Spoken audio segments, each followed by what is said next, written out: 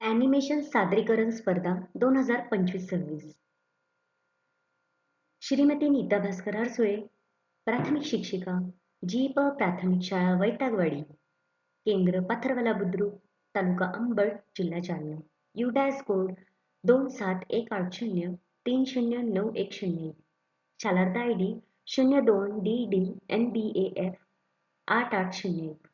Mobile number 865245 जलचक्र, water cycle. इयत्ता 5वी. विषय परिसर अभ्यास, भाग 1. जलचक्र. पाणी सतत स्वरूप बदलत पृथ्वीवर फिरते. सूर्यामुळे पाणी बाष्परूपात वर जाते व ढग तयार होतात आणि पुन्हा पाऊस पडतो. चला तर समजून घेऊया जलचक्र म्हणजे काय. सूर्याच्या उष्णतेने समुद्र आणि नदीतील पाण्याची वाफ बनते. ही वाफ हवेत मिसळते. ही वाफ म्हणजेच बाष्प हवेपेक्षा हलके असल्यामुळे ते वातावरणात उंच उंच जाते आणि यालाच बाष्पीभवन म्हणतात व त्याचे ढग तयार होतात.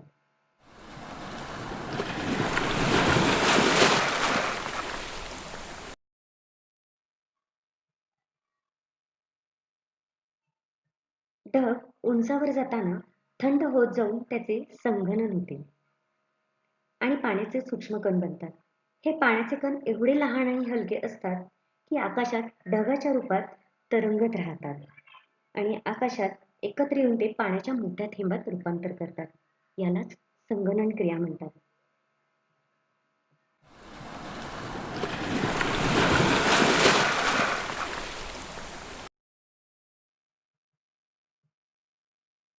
पाण्याच्या मोठ्या थेंबात रूपांतर झाल्यानंतर हे मोठे थेंब जड असतात, मग त्यामुळे ते तरंगू शकत नाही.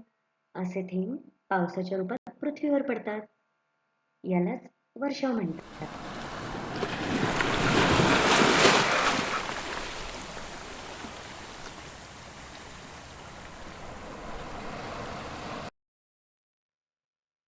पावसाच्या रूपाने जमिनीवर आलेले पाणी ओहळ आणि नाले नद्यांमधून शेवटी समुद्राला मिळते. यात पाण्याची साठवण होईल.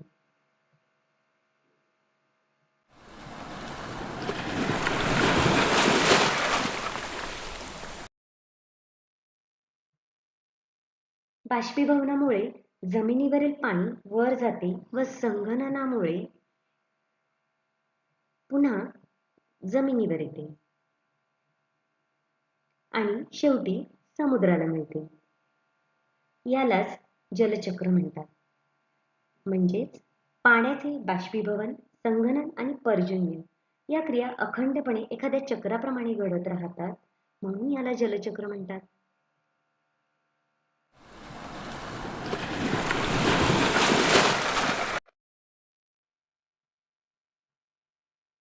बाष्पीभवनामुळे जमिनीवरील पाणी वर जाते आणि संघननामुळे पुन्हा जमिनीवर पाणी पावसाच्या रूपात येते आणि शेवटी ते समुद्राला मिळते.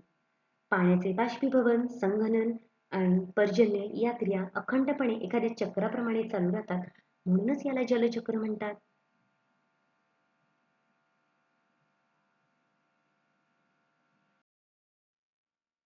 चला तर हे पाणी खूप अमूल्य आहे. शाश्वत विकास आणि जलसाक्षरता व संवर्धन हे आपण शिकणे अपेक्षित आहे. मग पाणी साठवाल ना, कारण पाणी अमूल्य आहे. चला पाण्याचे जतन करूया. कुठे उघडा नळ दिसला तर तुम्ही काय करणार आहात? नळ बंद करणार आहात पाण्याचा. कमीत कमी पाण्यामध्ये काम करणार, पाण्याचा पुनर्वापर करणार, पावसाचं पाणी अडवणार आणि जिरवणार. जलचक्र ही निसर्गाची एक अद्भुत प्रक्रिया आहे, जी आपण आज समजून घेतली.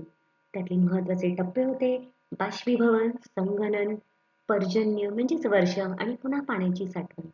अशा पद्धतीने आज आपण जलचक्र हे ॲनिमेशनच्या माध्यमातून शिकलो. म्हणूनच काय म्हणायचे, जलचक्र ही निसर्गाची अद्भुत प्रक्रिया आहे. धन्यवाद. तर यावर आपल्याला प्रश्नांची उत्तरे लिहायची आहे. बाष्पीभवन म्हणजे काय? संघनन म्हणजे काय? आणि पर्जन्य म्हणजे काय? आणि व्याख्या लिहायची आहे जलचक्र म्हणजे काय?